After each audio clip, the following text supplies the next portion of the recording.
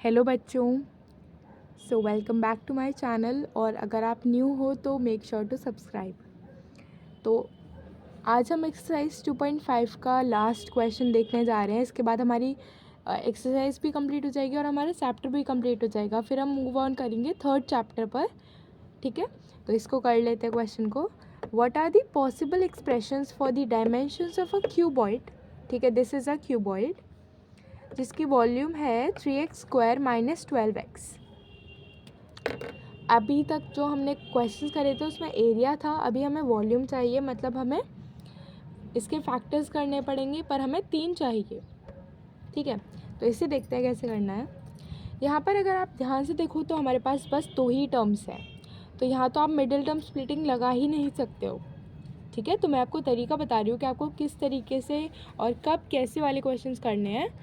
तो अगर आप यहाँ पर ध्यान से देखो तो आपके पास 2 ही टर्म्स हैं, तो आप मिडिल टर्म स्प्लिटिंग न ही लगा सकते। तो यहाँ पर क्या कर सकते हैं, यहाँ पर आप देखो तो 3 और 12 में से कुछ कॉमन आ रहा है ना। क्या कॉमन आ रहा है? 3 कॉमन आ रहा है। 3 4 ज़ा 12, 3 1 ज़ा 3। और मैंने आपको बताया था जिस वेरिएबल की पावर छोटी होती है हम उसे कॉमन ले लेते हैं। कॉमन लेने के बाद हमारे पास क्या आया? x - 4। अब मैं आपको बताऊँ मैंने कॉमन क्यों लिया। क्योंकि हमारे पास और कोई चारा ही नहीं था। क्योंकि यहाँ पर हम मिडिल टर्म स्प्लिटिंग कर ही नहीं सकते हैं, तो हम ऐसा कर लेते हैं, हम इसमें से कॉमन ले लेते हैं।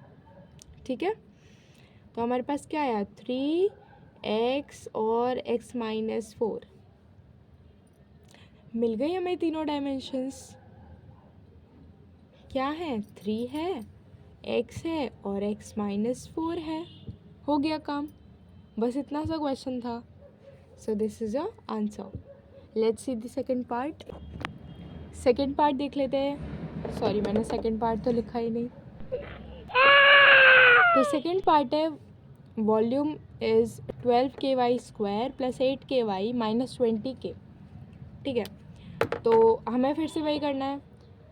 तो यहाँ पर ध्यान से देखोगे तो हमारे पास यहाँ पर ky² है, यहाँ पर ky है और यहाँ पर k है। ठीक है, तो k यहाँ पर क्या है? k एक कॉन्स्टेंट है। What is k? k is a constant.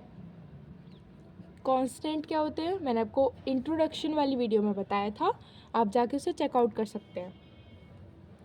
और y क्या है? y एक वेरिएबल है, जैसे कि आप लोग जानते हैं।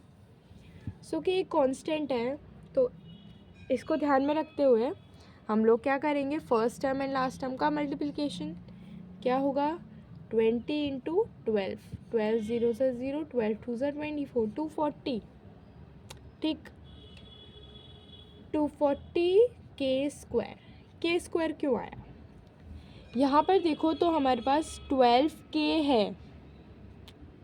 ठीक है, 12k है, 12 नहीं है, केवल 12k है। और यहाँ पर क्या है? 20k है, 20 नहीं है, तो इसलिए यहाँ पर भी k आएगा और यहाँ पर भी। और k × k कितना हो गया? k² हो गया। अब देखो क्या करना है, हमें 2 नंबर्स ऐसे चाहिए जिनका मल्टीप्लिकेशन क्या हो? 240k²। और हमें 2 नंबर्स ऐसे चाहिए जिनका कि सम क्या हो? 8k। क्या करना होता है? 240 के फैक्टर्स। अच्छा, मैं यहाँ पे k² के फैक्टर्स नहीं कर रही, बिकॉज k² के factors is k and k।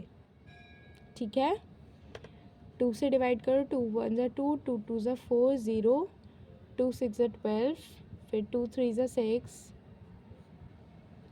2 से 15 टाइम्स, फिर 5 3 ज़ा 15, 3 1 ज़ा 3। ठीक, अब दोबारा से पेयर्स बनाते हैं। 2 2 ज़ा 4, 2 ज़ा 8, 2 ज़ा 16 एंड 5 3 ज़ा 15। तो इसे माइनस करोगे तो ये तो आएगा 1, और इसे माइनस का रखोगे तो ये आएगा -1, और दोनों को ऐड करोगे तो 8 तो कभी नहीं आने वाला। तो दूसरी तरकीब से सोचते हैं। तो 2 2 ज़ा 4, 2 ज़ा 8, तो 8 रखते हैं, और 5 3 ज़ा 15, 15 2 ज़ा 30। ठीक है, 30 रख लेते हैं। तो 30 - 8 तो 22 होगा, तो ये भी नहीं होगा हमारे पास। ठीक है, तो दूसरा वाला सोचते हैं। 5 3 ज़ा 15 है ना, या फिर 5 2 ज़ा 10, 10 2 ज़ा 20 रखते हैं और 3 2 ज़ा 6 2 ज़ा 12, 12 रखते हैं। हाँ तो मिल गया, 5 2 ज़ा 10 2 ज़ा 20 हमने इसका पेयर बना लिया और 3 2 ज़ा 6 2 ज़ा 12, तो 20 माइनस 12 इज़ 8, मिल गया 8। ठीक है, अब बस क्या करनी है, मिडिल टर्म स्प्लिटिंग करनी है। अब आप लोगों को आती है तो आप मेरे से ज़्यादा जानते हैं तो आप कर सकते हैं। तो हमारे पास क्या क्या फैक्टर्स आए थे, एक तो 20 आया था और एक आया था 12। सो ए कितना आया हमारे पास 20, बी कितना आया माइनस का 12। मिडिल टर्म स्प्लिटिंग कर लो, देखो दोनों में के आएगा, क्यों, क्योंकि 8 के है, तो कितना हो जाएगा 12